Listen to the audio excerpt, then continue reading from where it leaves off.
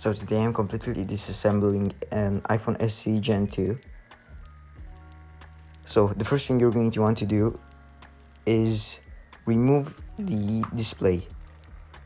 So to do that, you're going to have to first of all unscrew these plates that keep the connections in place. They're held in by Phillips screws. After removing this plate, you're going to have access to the battery connection and the main display connection. After removing this, you're going to need to go on to the next connection, which is again held down in place by a metal plate. This is the camera and speaker connection, held in by the same type of screws. After removing the plate, you're going to be able to detach this connection.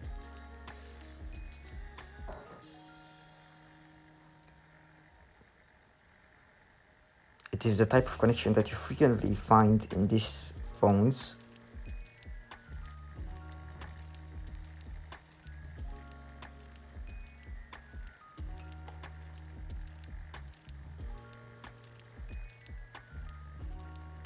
After detaching it, you're going to be left with two separate pieces, the display and the main frame.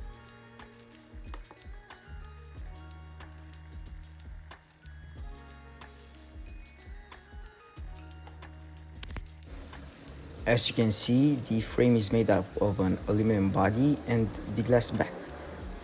Inside it, you can find the battery, the motherboard, alongside with many other components.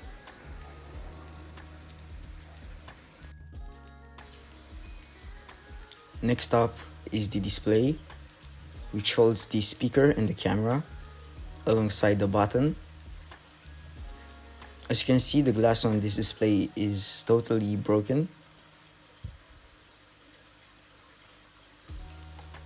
In this video, I'll attempt to remove it and replace it, but sadly I will fail. It is a very complicated maneuver. So first, to start the process, you're going to need to remove the speaker. It's held in by 4 Phillips screws.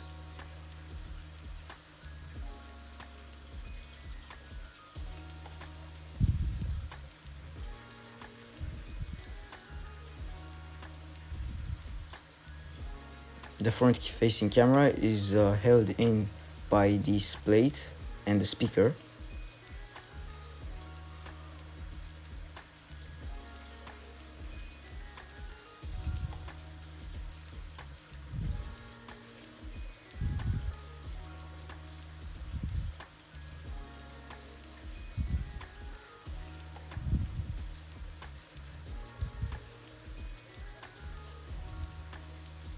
As you can see, once the plate is removed, you're going to be able to remove the speaker alongside the camera.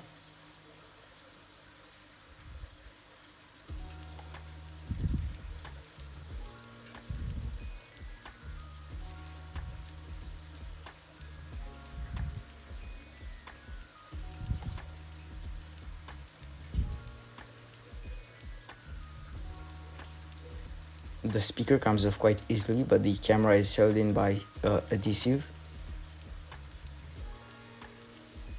You're going to have to be very careful while prying it off.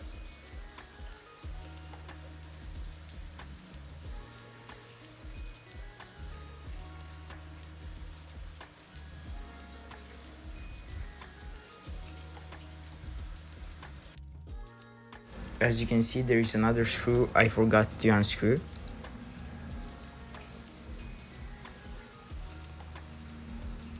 But after taking it off, you're going to be able to remove the camera module.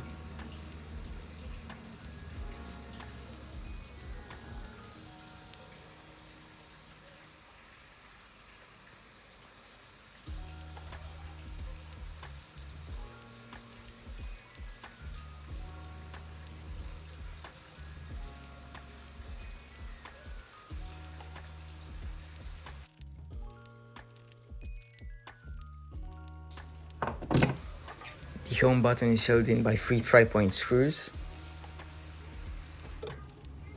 Once you remove the plate, you're going to be able to detach the connection and remove the button, which is again held in by some adhesive, which is quite hard to pry off. I suggest you do this with great care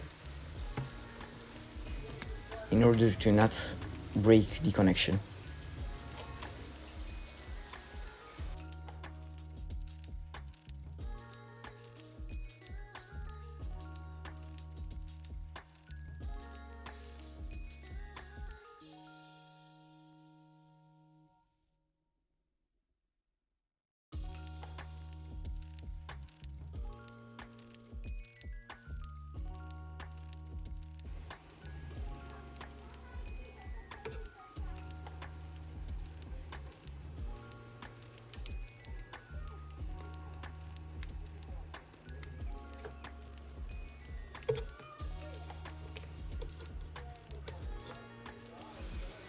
As you can see, once you pry it off, it is completely removed.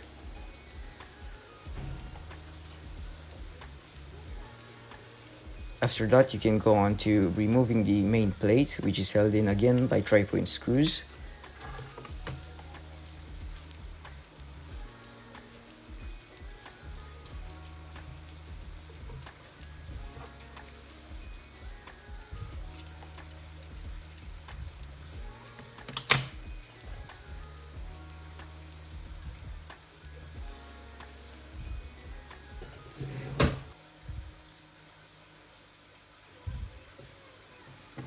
As you can see, the screws are very small, so be careful with storage.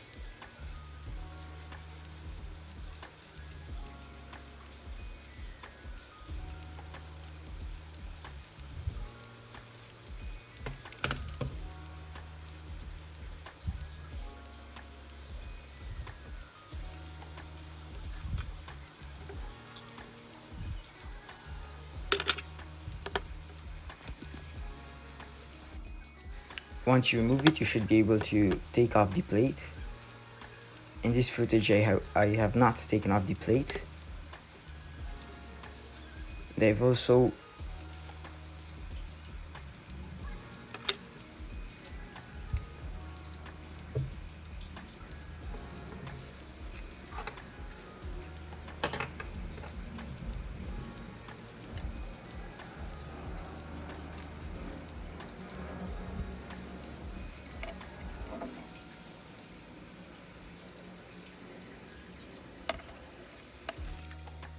one of the main reasons I'm making this video is to show you what mistakes not to make. I would have easily been able to remove the plate at this point, yet I didn't. Because I was scared I would break the display connection.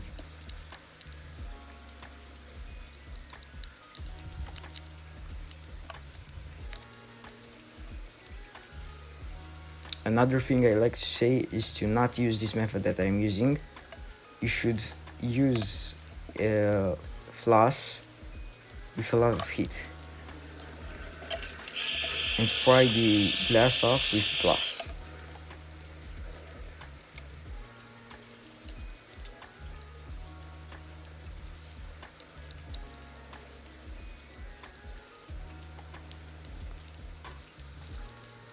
Right here I have failed and cracked the display.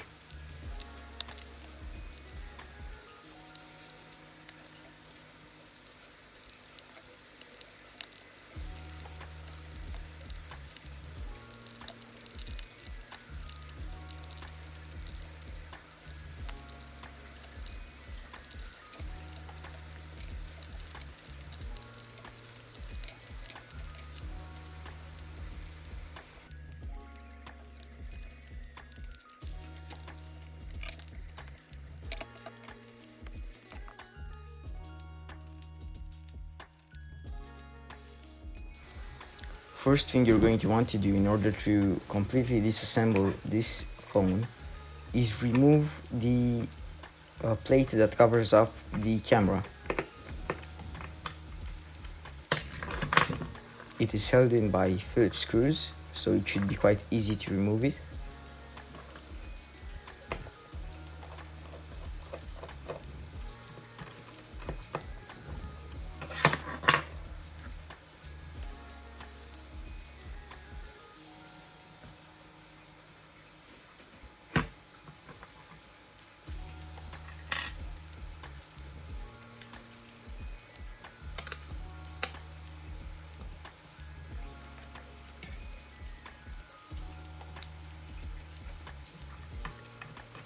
That is a special type of screw that cannot be easily removed. So once the plate is removed, you're going to easily be able to remove the front-facing 12 megapixel camera.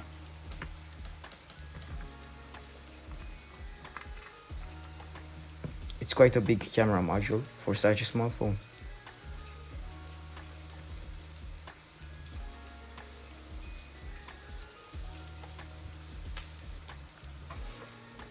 Once you do that, you're going to be able to go on to the next step, which is removing this, what I presume to be an antenna.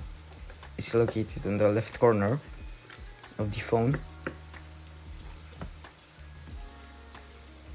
held in by a plastic cover, which is screwed in.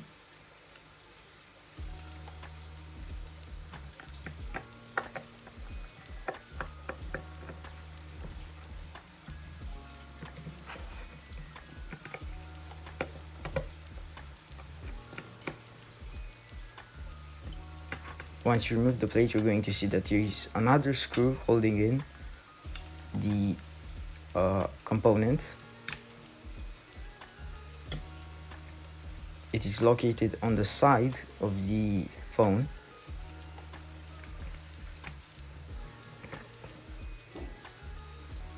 And can be easily removed with a Phillips head screwdriver.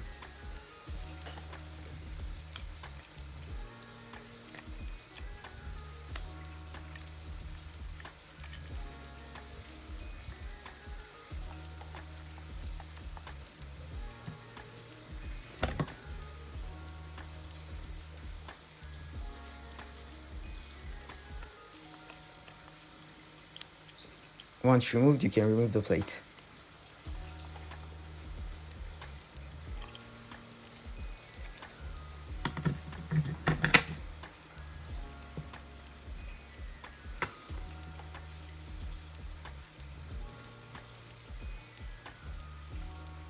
There is another screw holding the component in.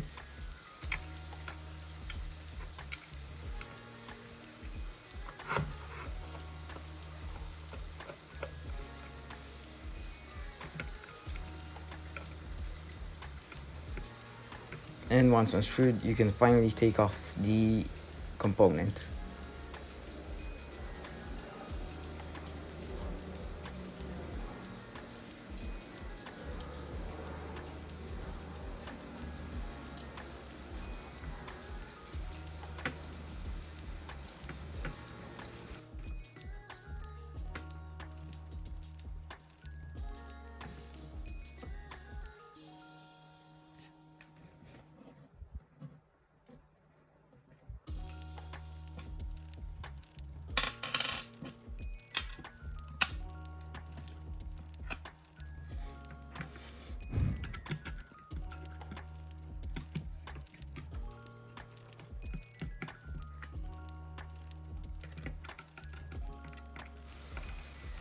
The next thing I did was remove this metal cover.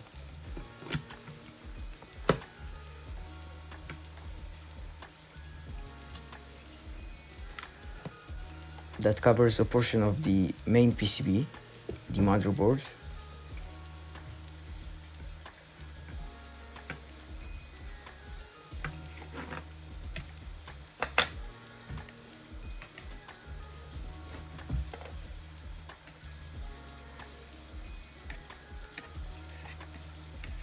After doing that, you're going to see some connections. As you'll see further in the video, these are the connections for the buttons.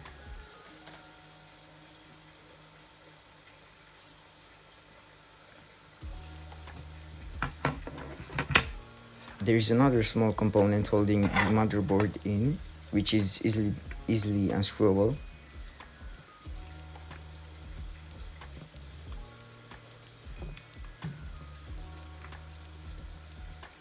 It is again held in with a plastic cover.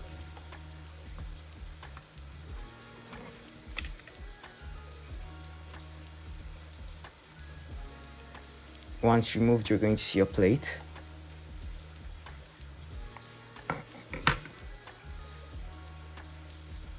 Which is again held in by a special type of screw.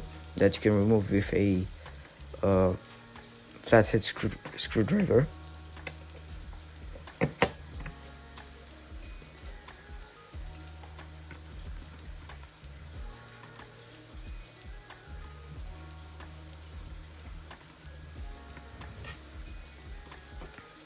The motherboard is again held in by a few screws. This can easily be unscrewed. There is one at the top and two at the bottom.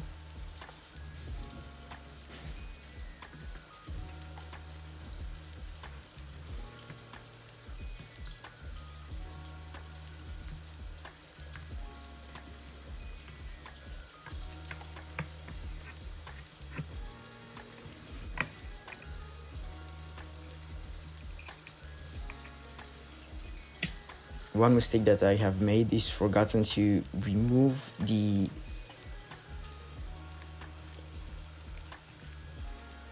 SD slot,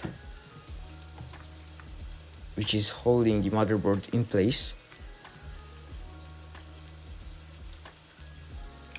It doesn't help that it is made out of metal. Right here I'm removing some of the last connections.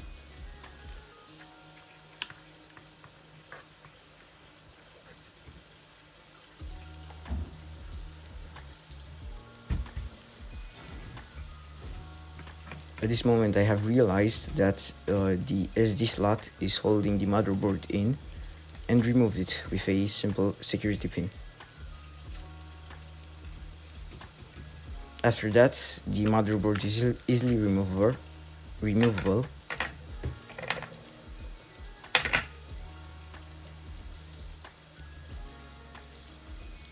Right here I'm trying to pry the battery off of the main frame.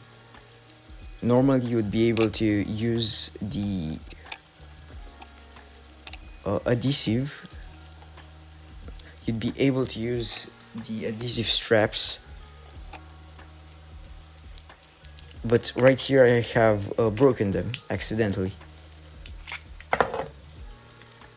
So you can try to pry it open. You could use a little bit of alcohol.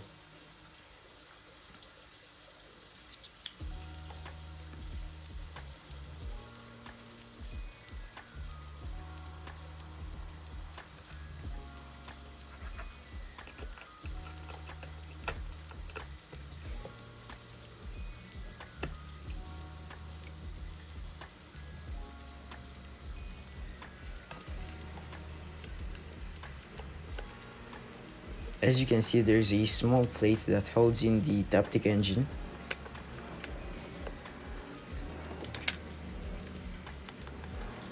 And a slightly bigger screw to the right.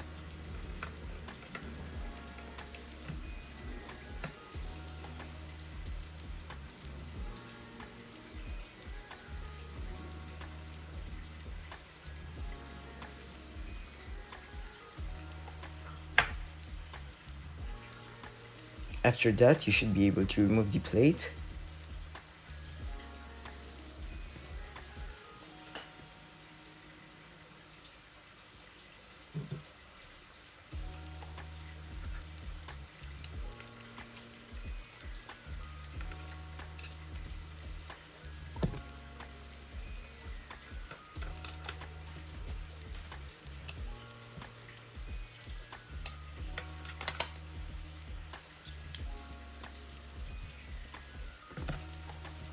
Right here, I'm removing some of the last remaining screws.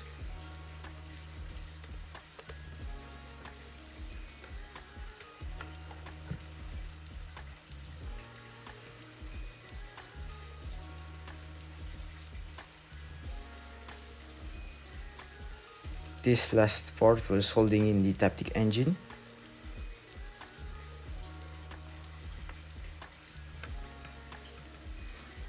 After that, you should be able to remove the engine itself.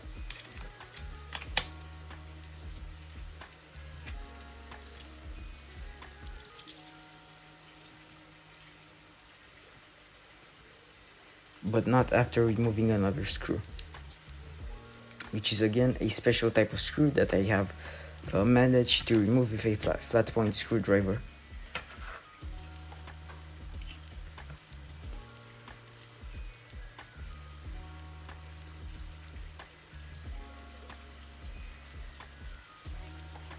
You can see there to the right the bigger screw.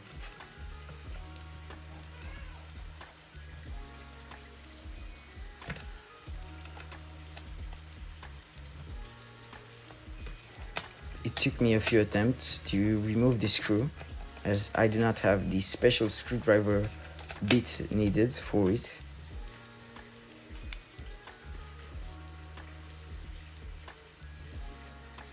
But with some slightly smaller flat point screwdrivers, you're going to be able to remove it, as you can see here. And as you can see, the Taptic engine is finally off.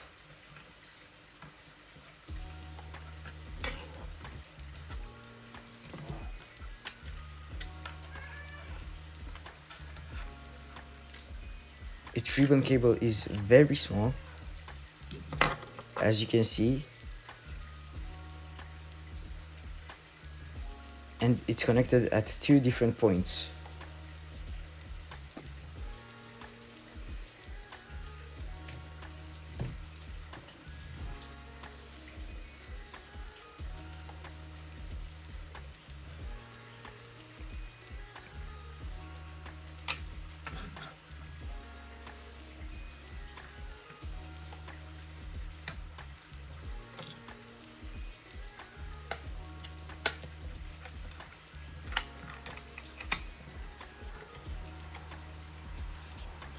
After that, you can move on to the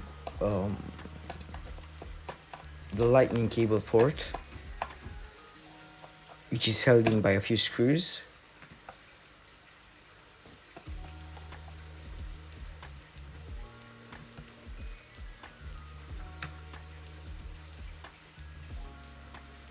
And a plastic cover.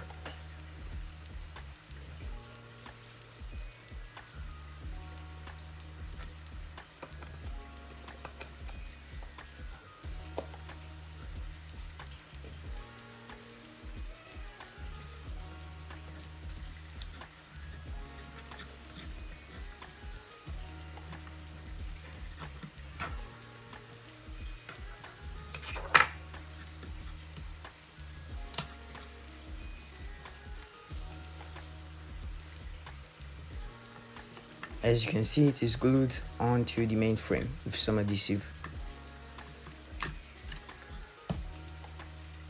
After prying it off, you're going to be able to remove the whole assembly.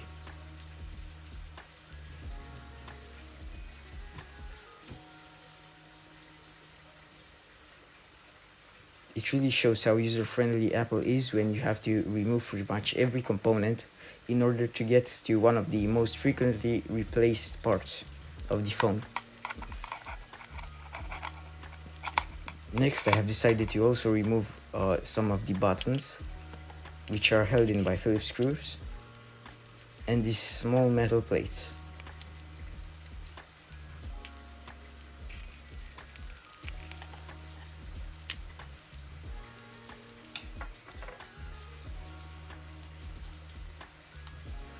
After unscrewing it, you're going to be able to remove the plate, and the buttons come alongside with it.